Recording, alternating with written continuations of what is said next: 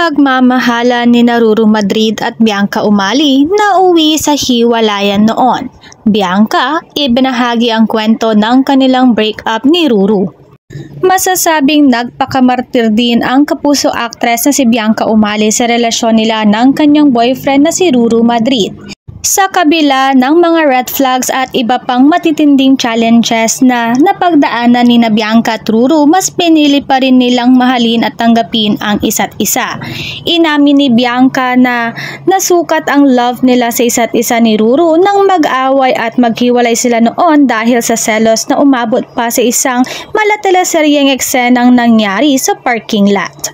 Kwento ng dalaga sa isang panayam last Thursday, June 20, pangalawang taon ng relasyon nila, actually, the consequences of what happened in the first year.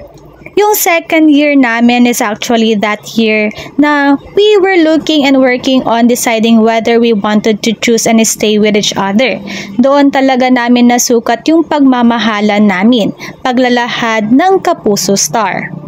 To share also, naghiwalay kami for a while. Hindi niya hinayahan na hindi kami magkasama, na talagang mawalan kami ng communication, but the relationship became cold. And so I wasn't really reciprocating every time. He told me that he loved me, and also he was very apologetic so kung ano yung nagawa niyang mali, dugtong ng aktres. Kasunod nito na ikwento ni Bianca ang nangyari sa kanila ni Ruru sa parking lot ng isang mall kung saan nag-away nga ang magjowa. Matinding selosan daw ang naging ugat ng naturang pangyayari. Pagkatapos nito ay naghiwalay nga ang celebrity couple pero nanatili raw silang may komunikasyon sa isa't isa. Pag-amin ni Bianca, sa totoo lang kahit na I was in pain, hindi ko rin kaya na mahiwalay sa kanya. But that whole year after the first year, yun yung tinatrabaho namin na at the end of the year, na-realize namin na sa hirap at ginhawa, kung ano man ang mali, kung ano man ang masakit at masaya sa puso namin, pinili namin na mag-stay kasama ang isa't isa, saad ng dalaga. Hindi kami kasi nag-sugarcoat sa isa't isa. We respected each other's feeling na alam kong nakasakit siya. Alam niyang nasaktan ako, and we were learning together still throughout that process na he let me heal. And I know that he was healing as well kasi alam kong nasaktan din niya yung sarili niya.